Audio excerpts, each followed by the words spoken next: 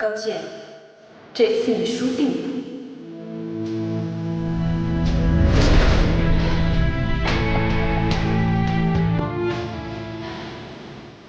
审判长，公诉人申请出示新的证据。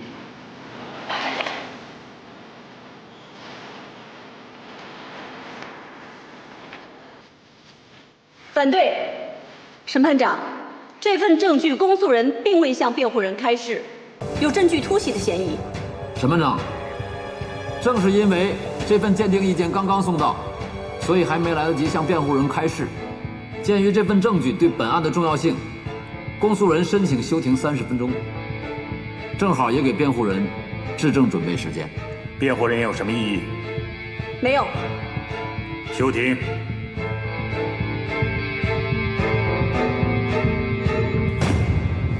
审判长，鉴于公诉人给出的这份鉴定意见非常专业，辩护人认为有必要请鉴定人出庭向我们解释一下这份鉴定意见的依据。公诉人对辩护人的请求，你有意见吗？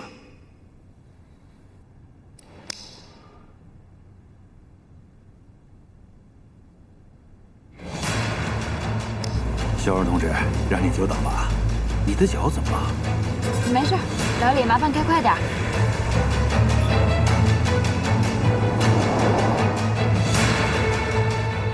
鉴定人暂时不能到庭。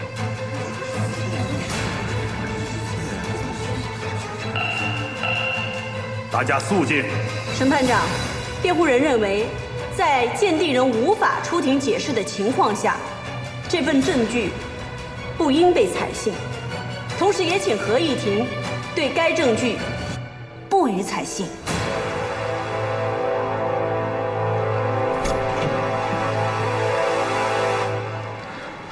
审判长，辩护人说的有道理，公诉人现在就申请鉴定人到庭。传鉴定人到庭。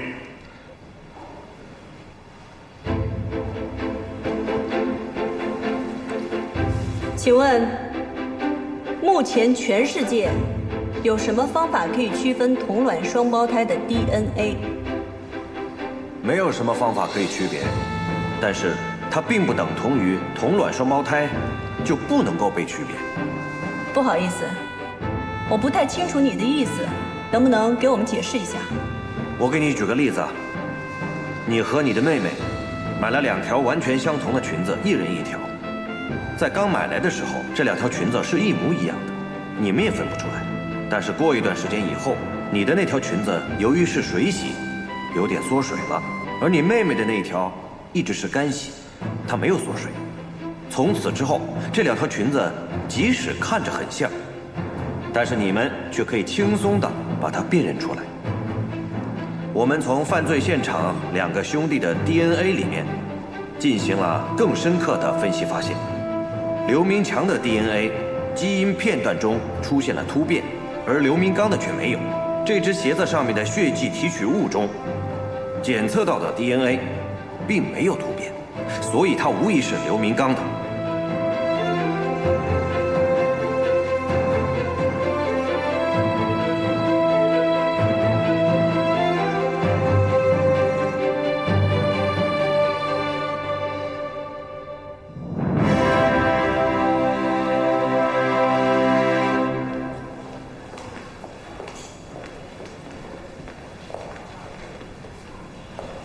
今天怎么这么晚接王教授过来啊？打你电话也不通。我之前不是跟你说了吗？王教授对这次庭审非常重要。我知道。可是。可是什么？没有可是。高检察官，你说说你这厉害的样子，人家姑娘她这受伤了，还带着伤去接我，这不也没耽误咱们开庭不是？所以啊，就别发脾气了。好，谢谢王教授。王超，你送一下王教授。好，王教授请。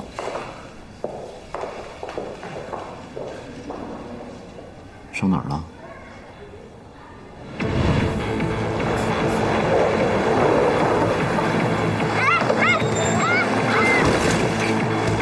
啊！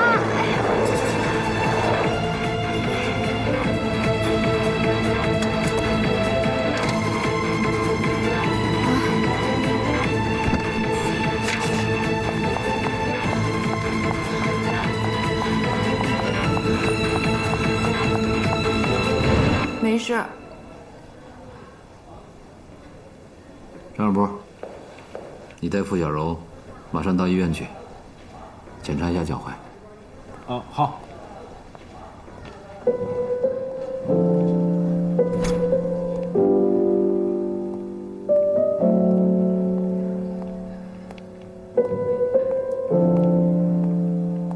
高健，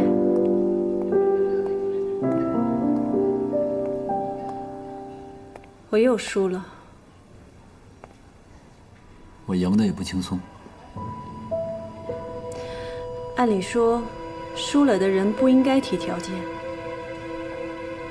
但你也知道，他们两个兄弟偷补品是为了母亲的身体。现在如果两个兄弟都进了监狱，多病的母亲谁来照顾？我能理解，你是出于道德同情，想帮他们。但是情是情，法是法，这个你也应该清楚。如果他们真的不想让他们的母亲没人照顾，就不应该持刀杀人。另外，我相信刘明强的行为跟你无关，我能理解。作为辩护律师，你得全力以赴。但请你也相信我，我也是一个有同情心的人。执法为民吧。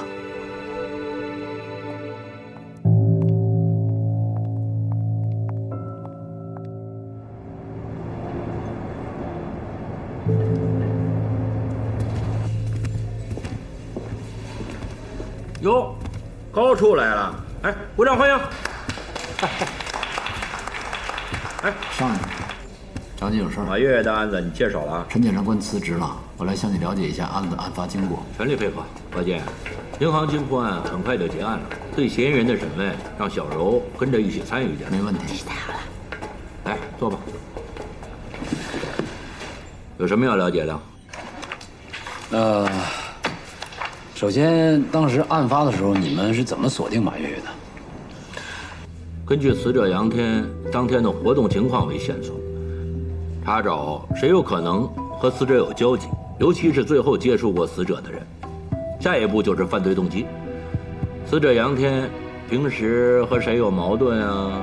谁有谋杀他的可能啊？通过这些线索，我们锁定了马月月为最大嫌疑人。就是确定他是嫌疑人，是案发后的第几天呢？第二天就锁定了。正准备抓捕的时候，他就投案自首了。从案发到第二天，他投案自首，他去哪儿了？他做了什么？卷宗中没有体现。他自己供述，犯罪之后去了海边，一直在纠结是否要自首。他只是认罪，其他的什么都没交代。马月从案发到投案的行踪，我还是有所怀疑。这个期间他去哪儿了？见了什么人？做了什么？这案子不起诉了吗？马月月认罪态度也挺好的，你觉得有问题啊？你查一下吧，查清楚了我心里踏实。行，你说查就查。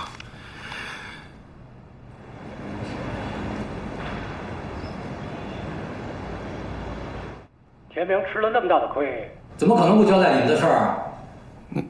那你可以去问他呀。我这儿给你一个坦白的机会，说吧，金晶是不是藏在你们伪造监控的地方？制造假的监控录像，也就是说，肯定有第二现场了。确切的说，是第一案发现场。哦。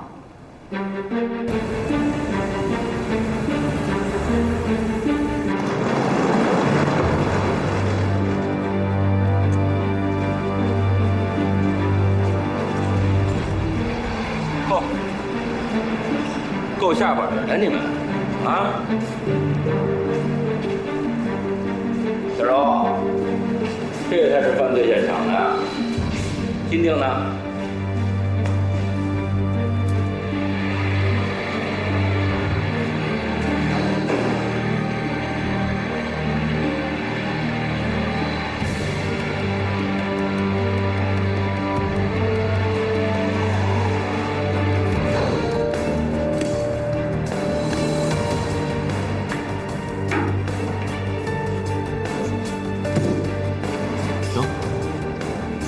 回家了，去。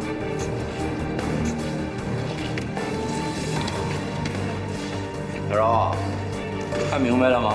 看明白了，其实根本就没有匪徒入室抢劫，是王经理和田明，他们用蚂蚁搬家的方法，早就把金锭转移到这里藏了起来，然后为了掩饰金锭被盗的事实，又策划了一场入室抢劫。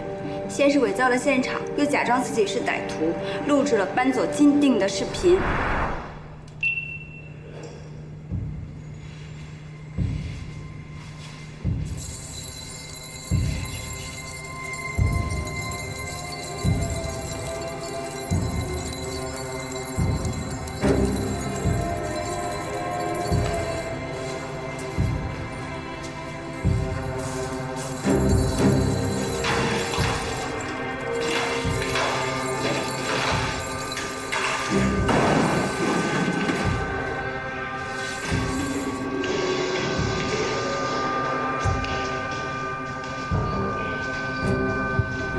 最后再扯断金库监控的连接线，毁掉了真实犯罪过程的监控录像，混淆视听。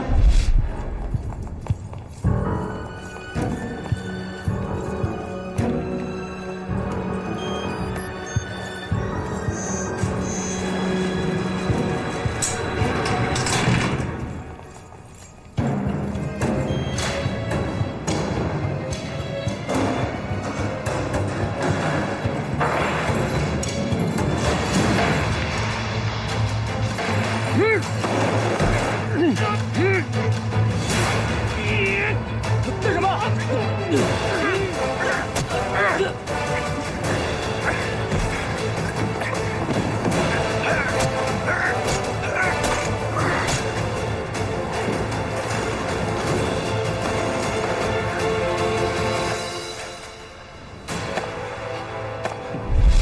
已经不错了，在现场溜达一圈，就能发现是熟人作案，比张小波强多了。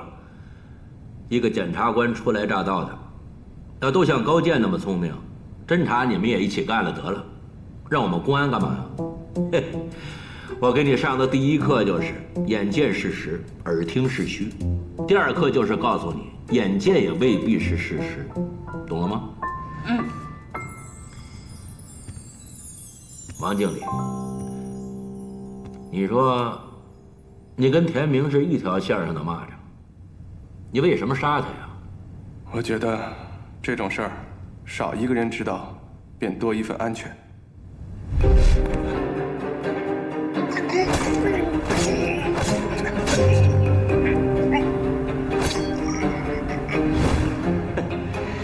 你以为你杀了他，我们就看不出来了啊？你以为你们俩演个双簧就能骗过我们？你想杀田明，以为这样就能隐藏所有的事实，可是法网恢恢啊！田明倒地后，在现场留下的血迹拆穿了你所有的谎言。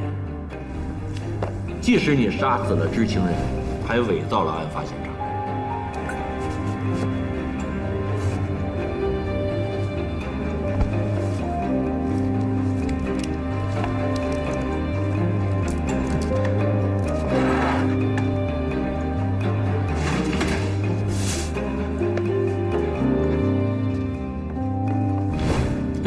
太天真了。怎么样，小柔，能当你师叔了吧？收队。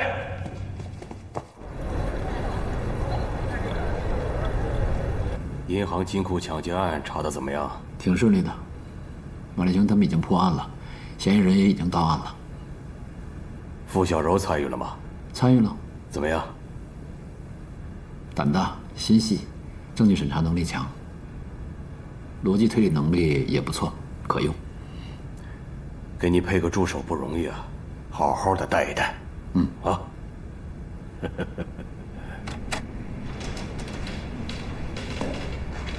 傅小柔，把马队送来的文件整理一下，按照这个清单准备好开庭资料。好，明天给你。我今天必须要拿到这份资料。那我稍前整理。您加班到几点啊？谁告诉我今天要加班啊？我今天有事儿，不加班。那我明天早上放您办公桌上，我说了，我今天必须要拿到。那我怎么给你啊？你弄完了不会给我打电话吗？我的电话可以查到。什么事都让我一步步教你。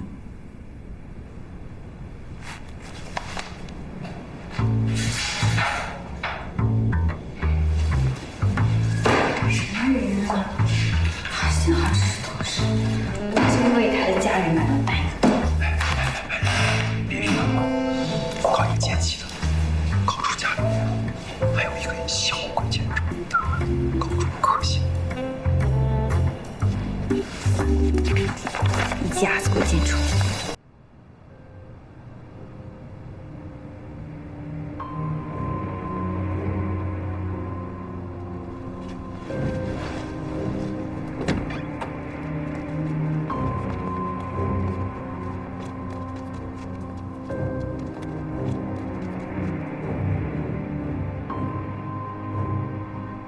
傅小柔，这2位就是调查组的，坐吧。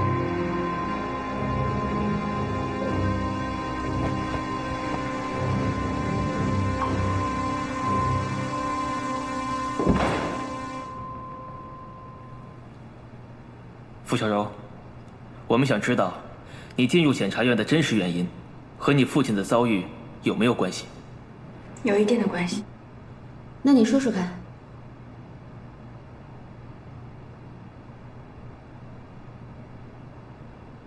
因为我父亲法律意识淡薄，付出了惨痛的代价，所以我从小就立志，我要学习法律，做一个法律人。我如愿以偿地考入了政法大学。老师第1堂课说过一句话：法律信仰是人类走向法治和秩序的必经之路。因为这句话，我从当年的想学法律，改变了自己的想法，转变成想树立自己的法律信仰。可是什么是法律信仰呢？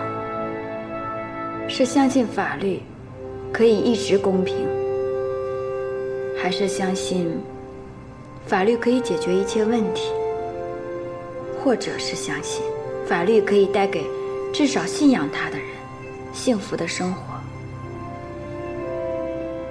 我不知道。带着这个问题，我来到检察院，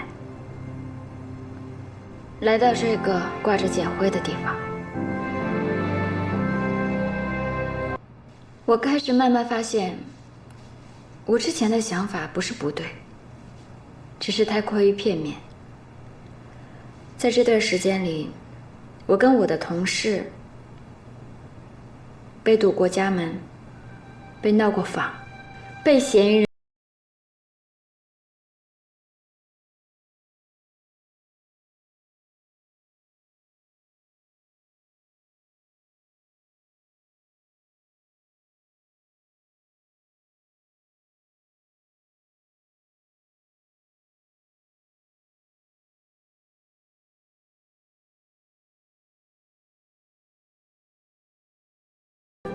而懊恼，不好意思过。但是尽管如此，我还是很喜欢、很热爱我的这份工作，并且我愿意为之奋斗、坚守。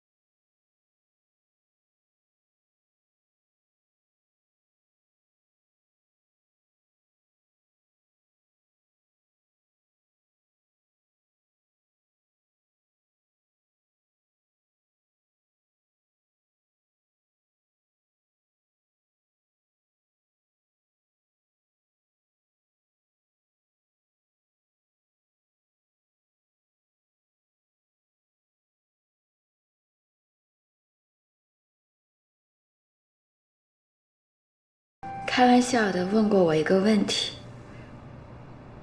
如果你可以继续当检察官，继续穿这身制服，你愿意为了他减少10年的寿命吗？也许他在开玩笑，但我很认真的想了这个问题。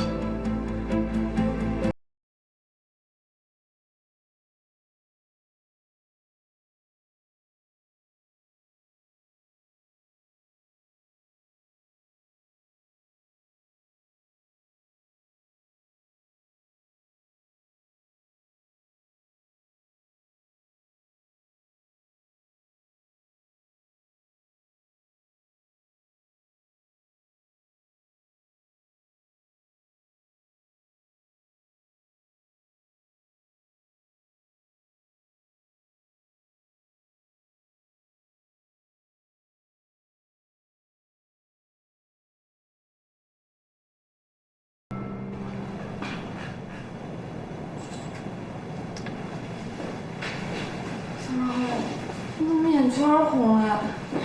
没事。小柔，跟调查组谈的怎么样？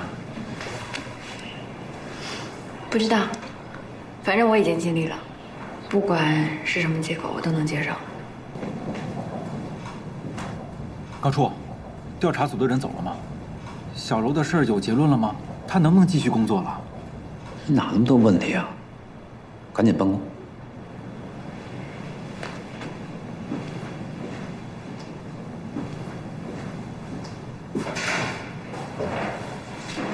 小柔，到。尽快熟悉一下张强的案子，准备进入。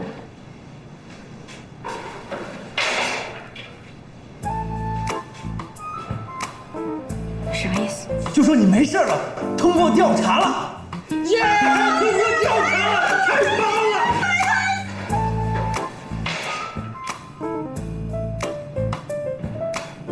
干嘛停下来？高兴的事儿就应该欢呼，别停。对呀，这不是太棒了！耶！留下来了！通过调查吗？你还真不相信耶！哎，小柔，我跟你说，这件事啊，你真的得要感谢高处，他在背后做了很多工作。我说的吧，肯定能通过。我说的吧，我说没事。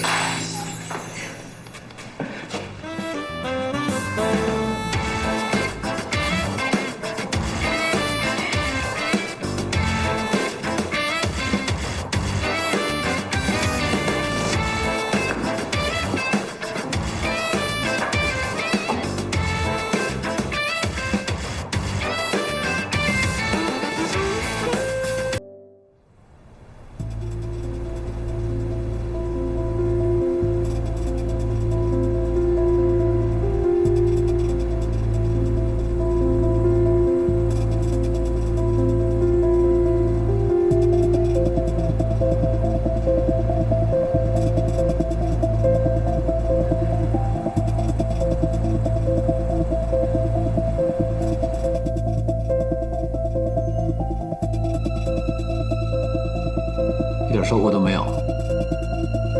捞了1周了，没发现。难道他在说谎？再问一下赵东。没找到？你很奇怪。不应该啊。哎，是你亲自把张强的尸体扔进水库的吗？俺和傻胖把尸体从箱子里搬出来，在他身上绑了一个铅钉钉，确保尸体不会浮出来。这谁想的主意啊？说是傻胖，你们也不相信。是啊。马立行那边打捞尸体的结果怎么样？胶东水库深达100米，我们现在的潜水设备不足以下沉到那个深度，已经向北江申请了技术支持。这个案子，就算是把尸体打捞上来，恐怕也难以认定是故意杀人罪吧？确实，直接证据没有，间接证据只能证明赵东拿了张强的个人物品。这个案子，舆论压力是越来越大，张强的家属呢，现在意见是越来越强烈，各媒体也纷纷报道，网上严惩凶手的呼声是越来越高。我知道您的顾虑，我是担心啊，怕出现类似亡者归来的错案。目前来看，赵东至少有盗窃张强个人财物的行为，盗窃罪还是能认定的。远远不够，人们关注的是杀人的事实。明白。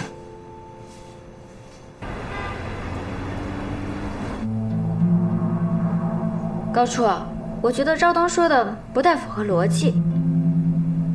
你说说看。赵东他确实扬言说要杀张强吧，这是有杀人动机的。其次，赵东说张强的尸体突然出现在他家门口，并且里面有一些贵重的物品，这太不可思议了吧？就算他说的是真的，那真正的凶手他出于什么心态这么做呢？最重要的是，赵东他知道童案已经死了，被害人也已经死了，这死无对证啊！这嫌疑人到案之后见到被害人的时候，被害人就已经死了，这不是什么新鲜的辩解的方式了。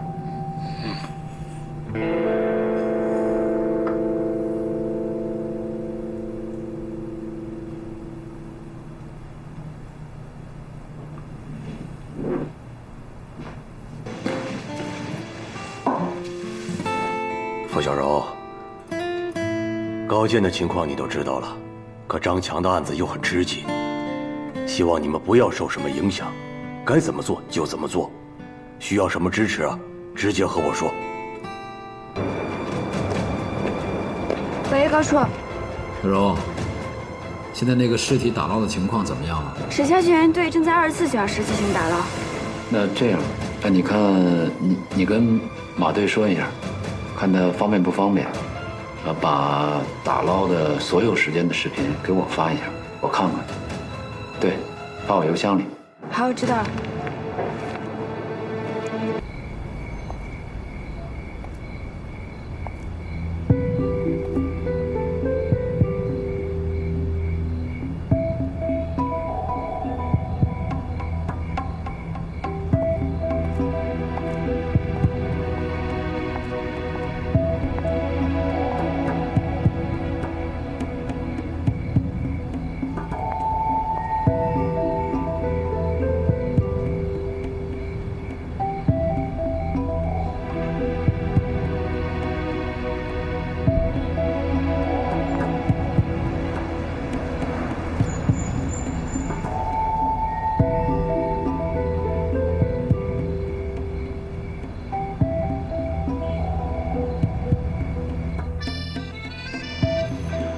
小柔，什么事儿？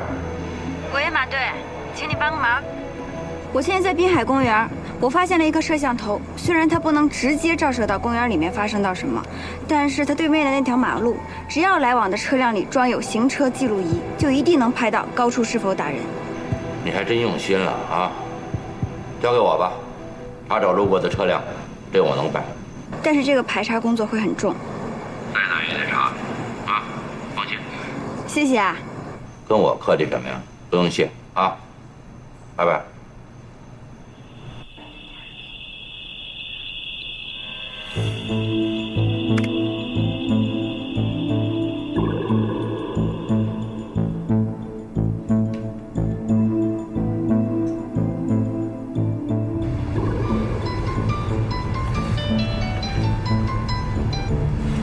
喂，高处。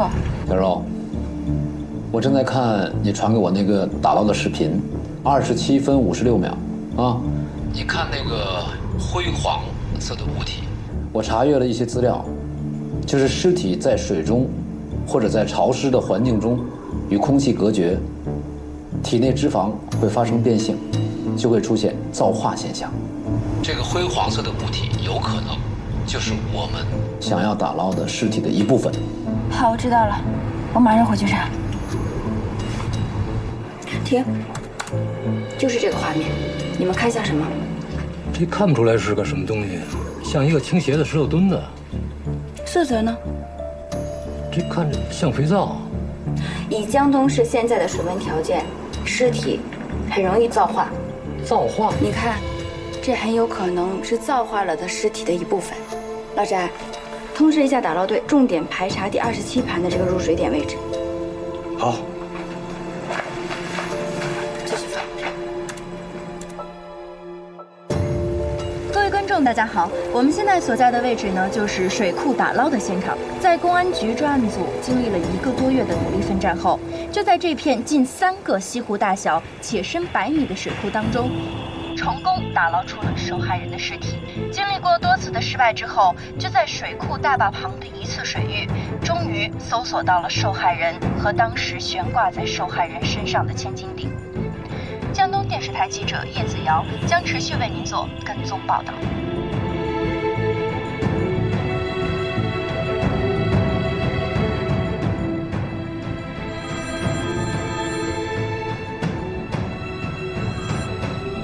喂，高处，尸体已经打捞上来了。高处，现场的法医说，估计很难判定死亡原因。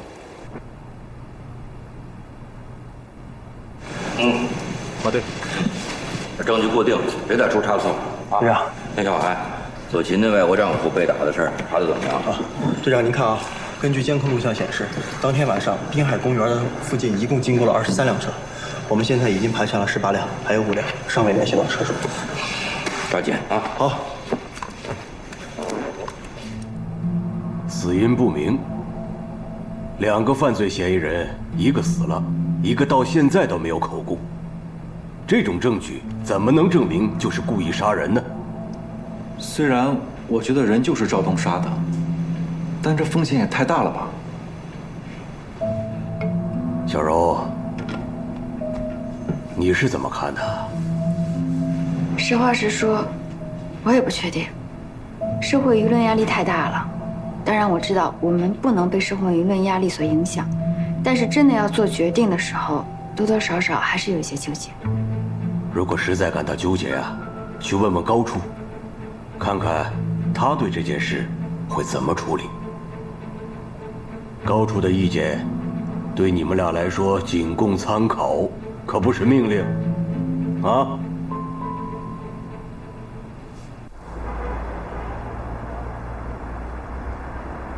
案子怎么样了？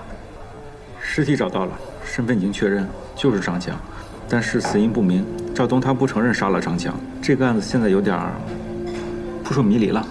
那你们怎么打算的？是起诉还是不起诉啊？我现在有点懵。我记得我上学的时候老师说过，说不要太依赖口供，只有这样才能最大程度的避免冤假错案。当时我觉得说的挺对的，但是现在我面临的情况是没有口供，我就没有办法把那些证据串联起来。没错，这种命案最害怕的就是嫌疑人什么都不说，什么都不供述。你们真的确信赵东是凶手吗？我不确信。我就在想啊，赵东他为什么要杀张强？他杀了他，跟谁要钱去啊？可是赵东多次扬言要杀了张强呀。你们还多次扬言要请我喝咖啡呢，那为什么每次都是我付的钱？是你们心里认为到这儿喝咖啡就一定我要付钱，对吗？为什么？为什么一定要我付钱呢？这挨得上吗？挨得上，挨得上。确认真相必须要秉承无罪推断的原则。那你觉得是谁杀了张强？这个人隐藏得很深，可以说没有露出任何马脚，但是我相信他一定在背后关注着张强的案子。那我明白了，就是说，其实我们现在觉得赵东很有嫌疑，但是我们从内心没有确信，就不能以故意杀人罪提起公诉，这样才是最坚定地遵循了疑罪从无的原则。也不能这么说。高处，这样吧，你就告诉我们，如果是你，这个案子你打算怎么做？我会以故意杀人罪和盗窃罪起诉赵东，就像今天我还会说，这咖啡我来请，但是我没带钱。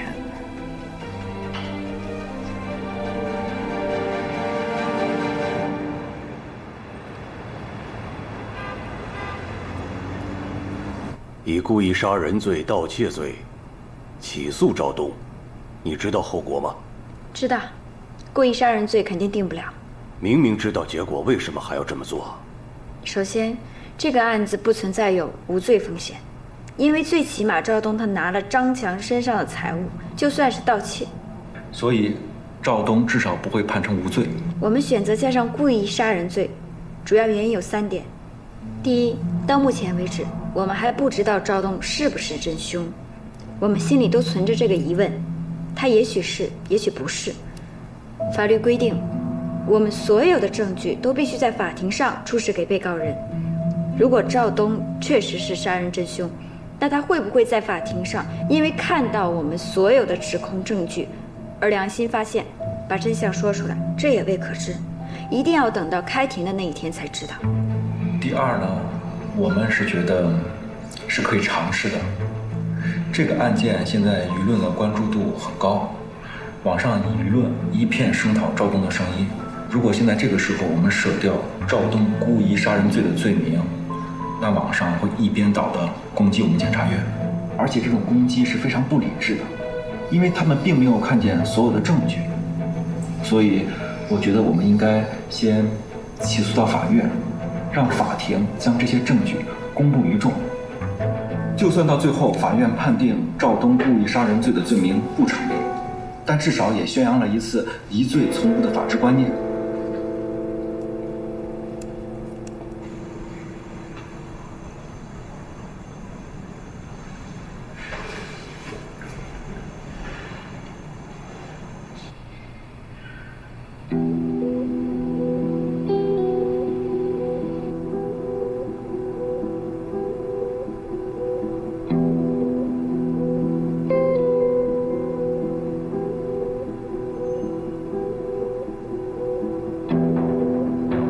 还有第三，就是我们觉得最重要的一点，就是这个案件，他如果另有其人，那这个真凶此时此刻一定密切关注着这个案件的审理。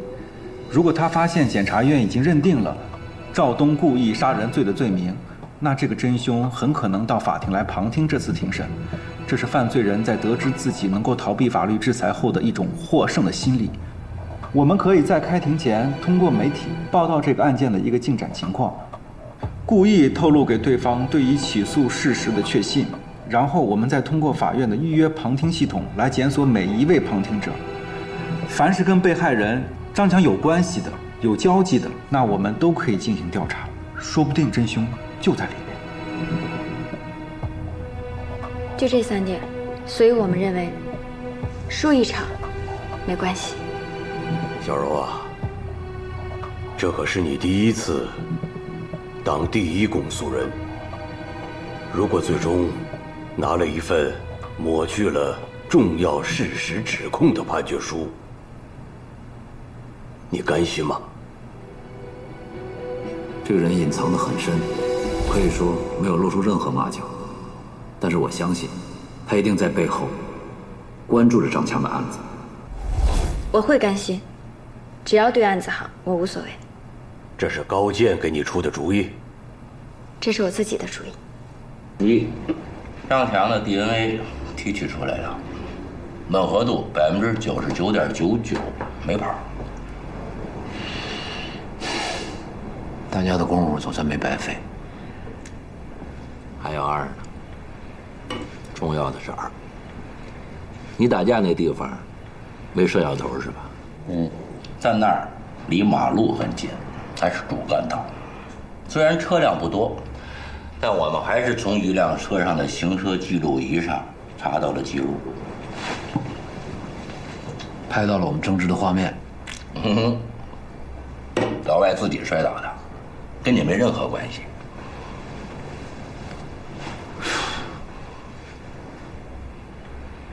谢了，老马。那得请我吃火锅呀！哎，吃羊的不吃鸭的啊？你鸭子我羊了。不跟你开玩笑，别谢我，谢错人了你。谢谢付小柔那丫头。什么意思？人家费多大劲啊，就找到你这点线索。这丫头对你不是一般的上心。别胡说，我们是同事。明白，同事。那同事我也得问问你，你对那左琴不会还有印象？张爸爸，能不聊这事儿吗？你是不是没得聊了？咱俩发小，别人我还懒得问呢。还有啊，行车记录仪这事儿，先别跟别人说。早点说清楚，早点复职啊！接手张强那案子呀，为什么不说？张强的案子马上就要开庭了，这段时间一直是付小柔和张小波在跟进。我想让他们负责这案件的公诉。再说了，我欠付小柔一次上庭的机会。切，说来话长。那不行啊，高健。付小柔、张小波，那行吗？怎么不行啊？我相信他们，他们也需要这种锻炼的机会。行，你地盘你做主。我跟你说说铁力的事呗。说，我查到铁力去了美国。去了美国？对。去了多久？有大半年。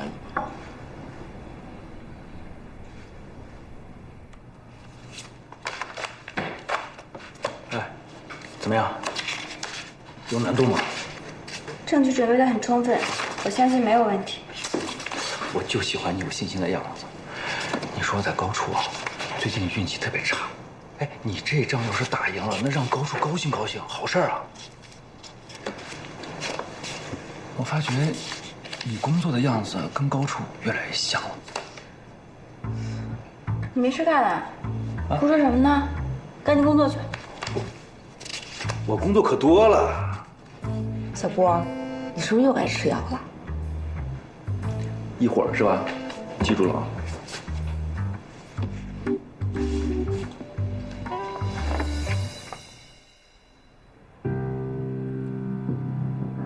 江东市中级人民法院刑事审判庭，现在开庭。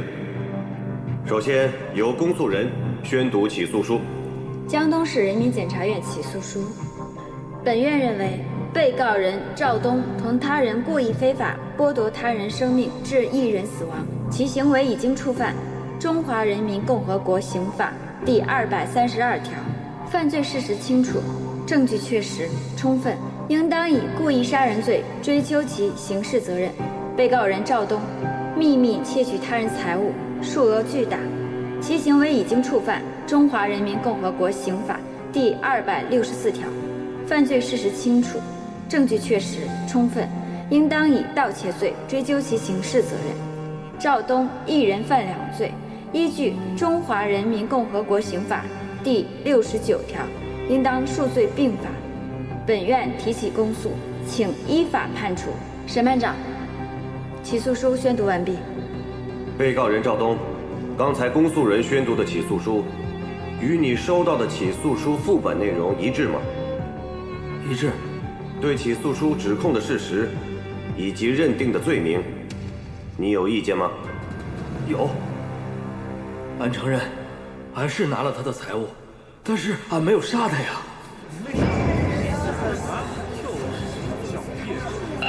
肃静。公诉人，你还有没有问题要问被告人的？没有了。附带民事诉讼原告人，有没有问题要对被告人发问？有。请讲。赵东，你是不是说过要杀死张强？俺是说过，那也不能证明是俺杀的呀。你和你老公吵架，你有没有说过要把他给宰了？那也不能说是你杀的吧？当天我老公有没有去找你？他打电话说找我来，可他没来。我见到他的时候是尸体。俺承认，俺把他身上的钱和首饰拿走了，但俺没杀他。你老公在外面得罪了多少人？那谁把他杀了？那谁知道？既然你发现他死了，为什么不报警，还要拿走他身上的钱？他已经死了，他欠俺的钱，那是铁定拿不回来了。俺从他身上把钱拿走，弥补一点损失，怎么了？是，俺从他身上拿了钱，那俺也不敢报警啊，俺也害怕呀。辩护人，请发表你的意见。审判长、审判员，对于被害人张强的死亡，我深表遗憾。我的当事人赵东从死者身上拿走钱财的行为的确不妥，但是如果因此就被指控为故意杀人罪，辩护人认为实属事实不清，证据不足，所以现有证据不能证明我的当事人实施了故意杀人行为。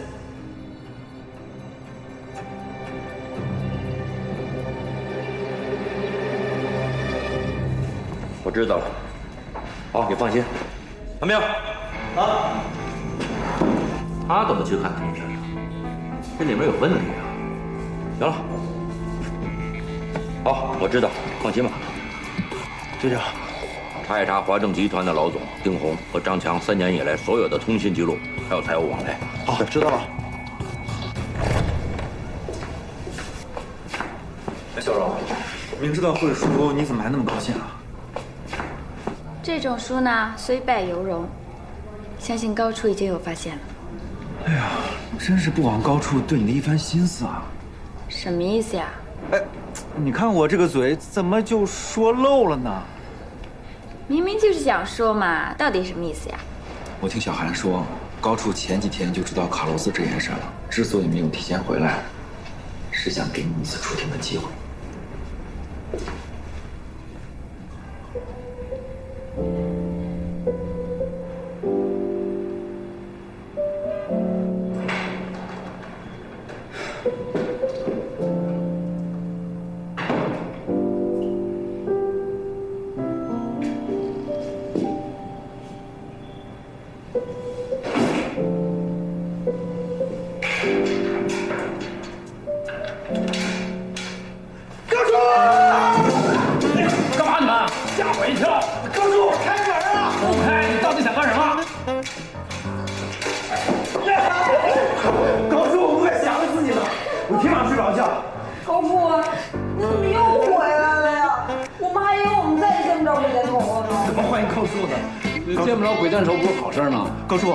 上面不追究了，没事了吗？还追究什么呀？还不都被那老外给冤枉了？对，高处，我们仨有一个请求，能不能你请马队吃饭的时候，能不能带上我们3个？我干嘛请马队吃饭？那是马队查出了行车记录仪啊，不然这事说不清楚了。是啊，谁说马队查着了？那不是马队吗？完了，我们还想蹭一顿呢。怎么叫完了？我请你们，想吃什么说。撸串，我要撸串。哎，你撸什么串？能不能挑点贵的吃？高处，我想吃火锅和麻辣烫。火锅麻辣烫不是一样，跟烧烤一样贵？那么多事儿。小荣，你想吃什么？哟，什么事儿这么高兴啊？欢姐，高处说要请我们吃饭。吃饭？哎呀，这饭局恐怕要推后了，半个小时以后，会议室见。好。有任务了，这是。行了，赶紧准备准备。我想吃。我欠着你们。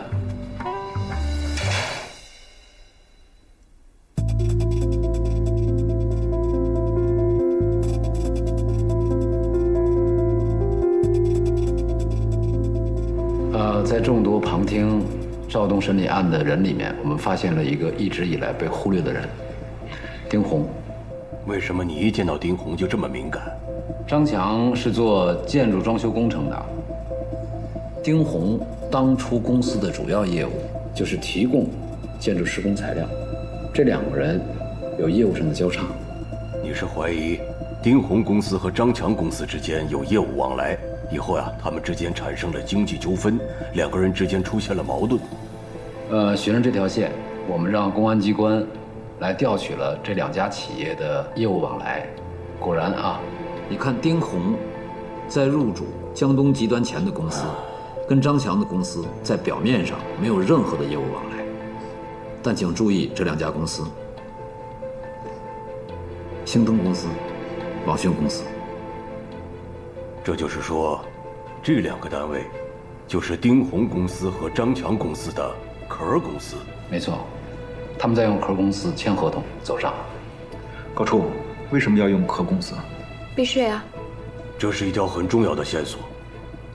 如果我们顺着这条线索抓到真凶，也不枉我们故意输一场。高健，抓紧时间继续跟踪。是。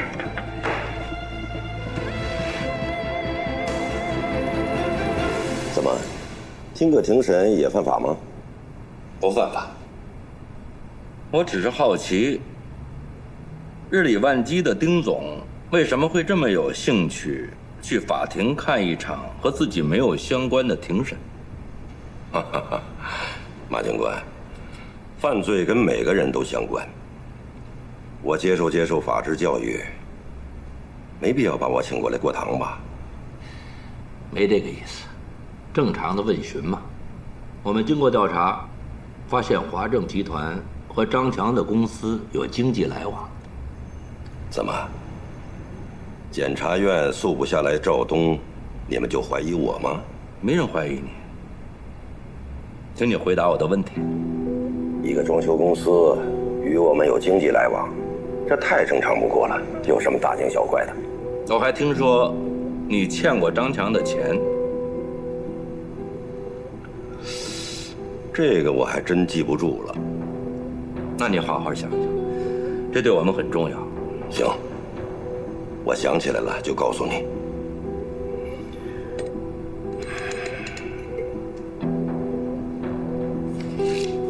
没有进展？没有。丁红很狡猾，老马问了一天，什么也没问出来。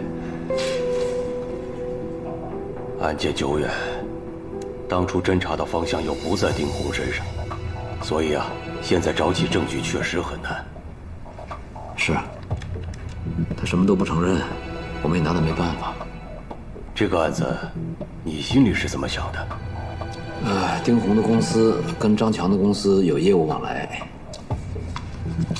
丁红是供货方，但是从我们调取的一些合同等书证材料来看，张强他有一批货是退给丁红的。可他们没有退款的记录啊。对啊。于是，丁红的公司就成了债务人，这笔金额还挺大额的。应了你之前的判断了。赵东找张强要钱，张强找丁红理论，两个人发生口角，丁红杀了张强，然后又从张强的手机里看到了赵东的信息，这样就想嫁祸给赵东。这都是你的推测，没有证据支持。按照现在的证据情况，连逮捕的标准都不够。不要这么沮丧，要知道，侦查是没有期限的。我们要建议公安部门继续的把这个案子查下去，直到查清楚为止。不要着急。好。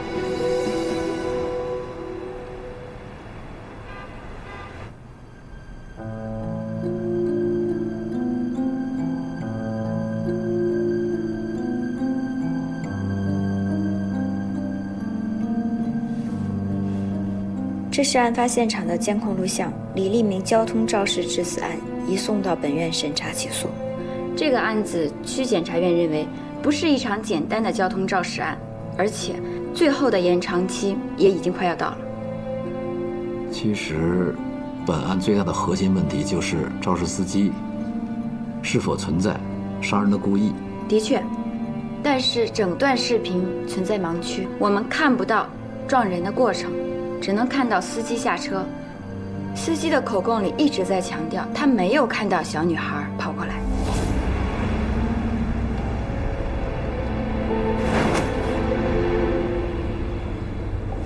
而且在他压过去的那一刹那，他自己以为是在过减速带。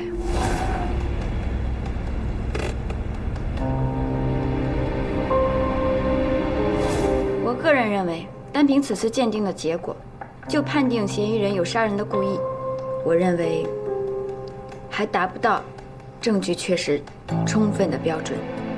从撞伤到撞死，往往就是肇事者一丝的恶念和瞬间做出的错误的决定。就这样类似的交通肇事案，我办过都不止一例了。你说的也没错，单从我个人感情出发，我听过这个司机报警时候的录音，那种忏悔之意跟当时紧张的程度是装不出来的。我觉得他不是故意的。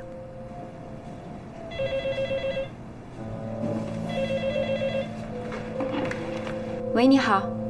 朱一梦的妈妈来了，闹得很凶，请高处过去看一眼吧。好，知道了。高处，朱一梦的妈妈来了。这个案件啊，我女儿这个案件发生这么长时间了，公安人也抓了，几次三番的卡在你们检察院这儿啊，怎么老是要退回来补充侦查？你们到底什么意思呀？啊！您别激动啊，我先喝口水来。我也是一个孩子的父亲，您的心情我能理解。但是我们检察院呢，有检察院的职责，也有我们的程序。什么程序？退回去补充侦查，并不是放了嫌疑人，而是要提取足够的证据，来证明让我们的指控能够经得住考验。这个肇事司机到底是不是凶手，以什么罪名来起诉他，我们正在研究决定，很快会有个结论。我女儿死了，已经死了。你们收了那个人什么好处啊？请您注意一下你的言辞，这里是检察院。小荣，你告诉我，如果是你女儿发生这样的意外，你能等多久？别激动，别激动，放心，我们一定讲事实，讲证据，很快会有一个结论，好吗？你少糊弄我！你们一天不起诉，我就天天来检察院。别着急啊，我们一定会给您一个公平公正的结论的。真是。行了，很正常，去现场再看看。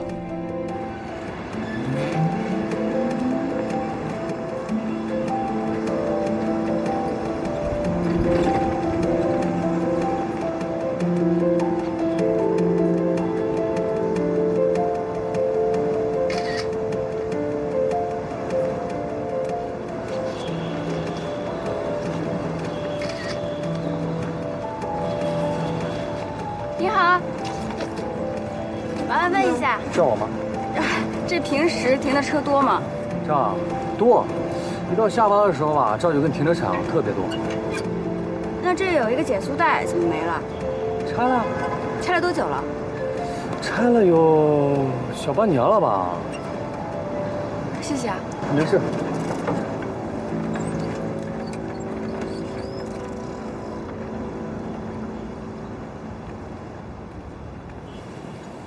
哎，小柔啊，这周末没什么事儿吧？跟我去见个朋友啊。谁呀？啊，周阿姨和她儿子。你要干嘛？我不想干嘛呀，我就想让你多认识一个朋友嘛。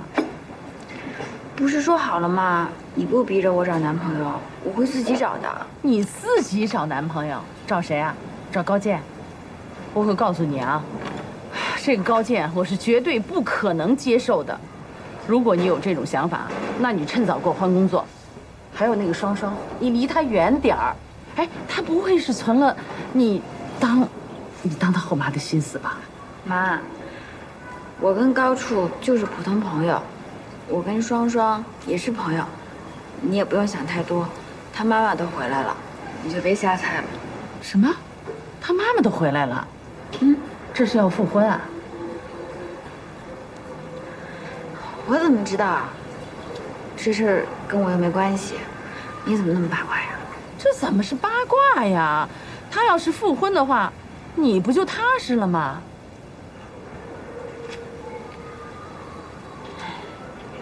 那我吃不下了，你自己吃。哎，你还没吃呢。哎，你这孩子，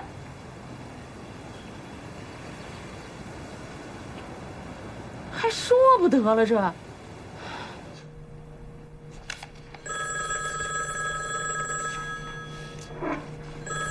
喂，高健，好消息啊！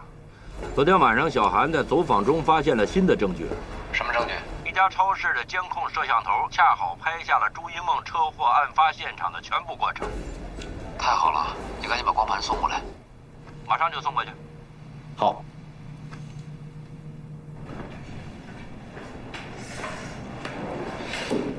看，又被撵了，对吗？怎么样了？证据审查的怎么样了？视频上可以清晰可见，整个事故分为3个阶段。第一个阶段，一梦突然闯出来，事故发生到车辆制动，只有几秒钟的时间。在这几秒钟内，车速很慢，但很显然，事故已经造成。第二个阶段，顿挫后继续前行，对受害者进行2次碾压，车速较快，但依然很平稳。第3个阶段，肇事司机下车查看情况。哎呀，满地都是血哦！哎呀，哦，这是不是可以理解？2次碾压不是司机故意的。我仔细的审看了，司机并没有要主动造成2次碾压的动作和想法。那他有反应时间吗？反应时间很短。那如果是这种判断的话，就不能确认是故意杀人。不能，还是交通肇事致人死亡更合理一些。那你觉得这个案子应该怎么处理呢？我有一个想法，但不知道合不合适。说。我认为在级别和管辖的规范内，不应该由我们来起诉，应该由区院来起诉办理这个案子。但是这可能会对受害人的家属造成再次的影响，他情绪波动会很大，而且区院也会认为我们在转移矛盾，可能反应跟效果会更不好。所以呢？所以我们能不能跟法院协调一下，还是由我们来起诉，他们来审理这个案子？毕竟社会关注度比较高，我们来起诉，中院来审理也是合理的。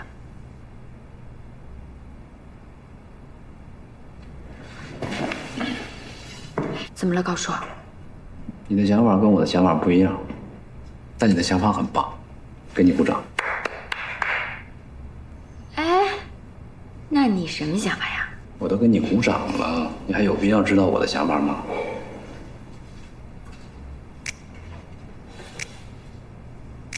这什么情况？他这人怎么高兴还不让人痛快了？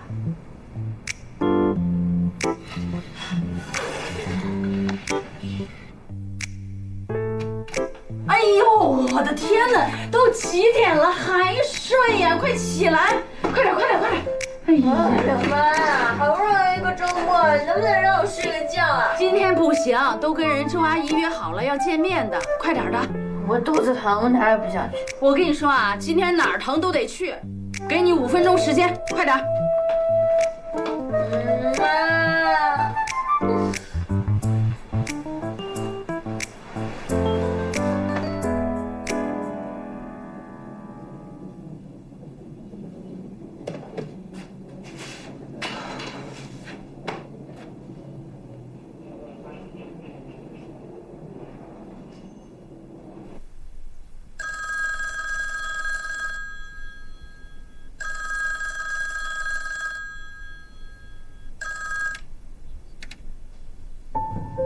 喂，左健。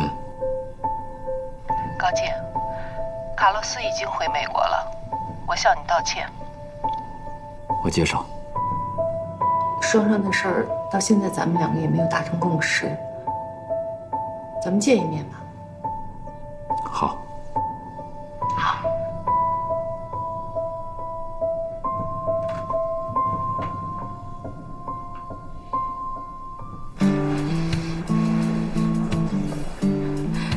周啊，小伙子真是斯文啊，白白净净的。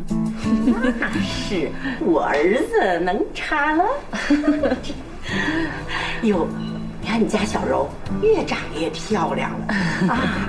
听说在检察院工作。嗯，是。真能干。嗯。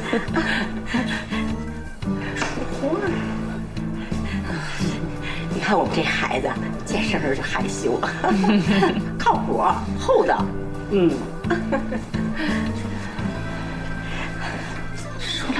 这不是笑着？哎，明丽，你看他俩，一个小文儿，一个小柔，一个斯文，一个温柔。哎呀，这不是天生的一对儿吗？是不是？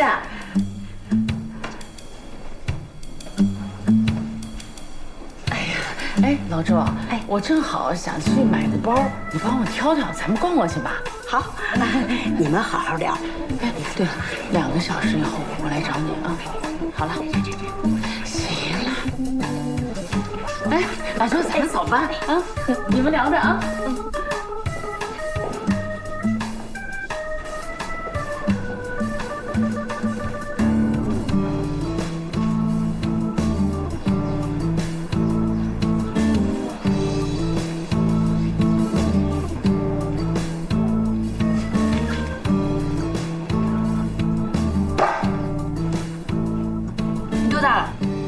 有吸管喝水啊？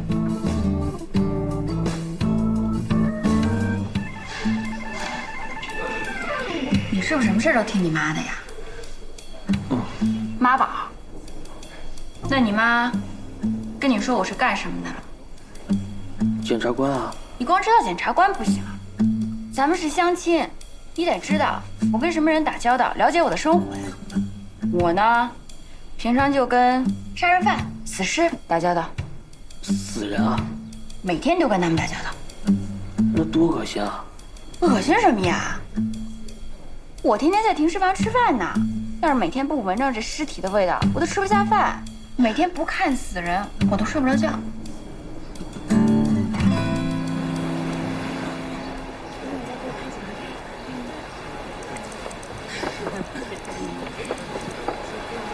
哎，高健，阿姨。谁你阿姨啊？你怎么上这儿来了？啊，我有一个朋友约我这儿聊事儿。你不是来找我们家小柔的吧？不是，小柔她……那就好。哎，我告诉你啊，我们家小柔现在正在相亲，以后啊离她远点儿。你会有时间吗？有啊。那这样，让他们俩先回去，我带你去停尸房。不去。走。哼，什么人呢？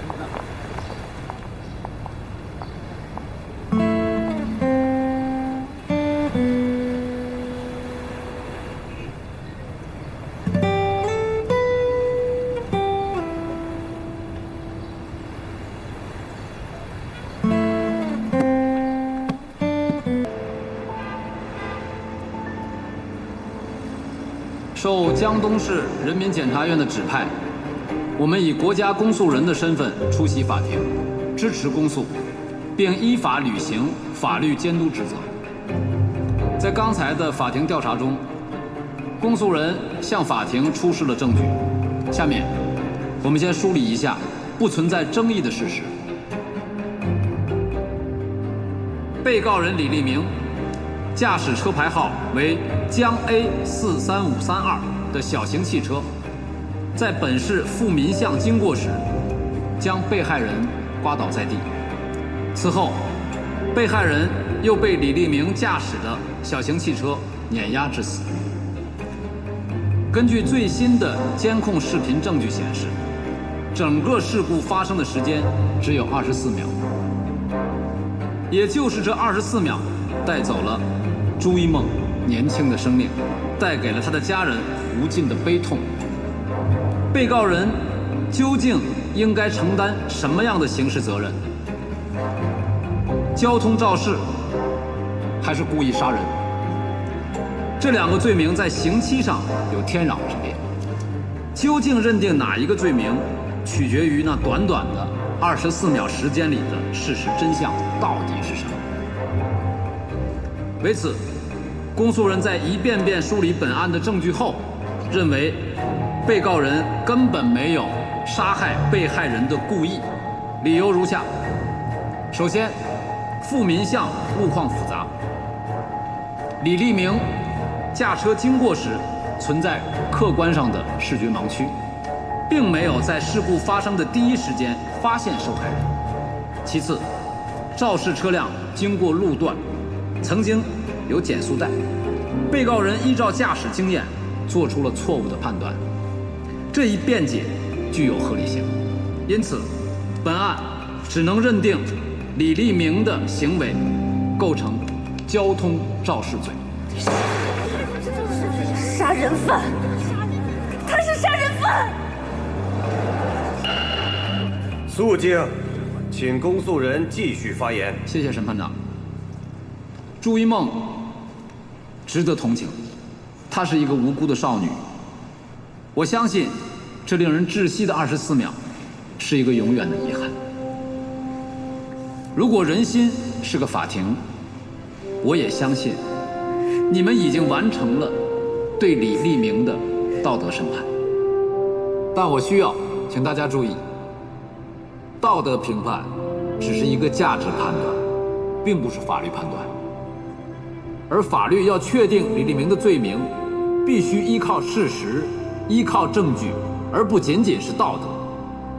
肇事司机可能有盲区，但法律没有盲区。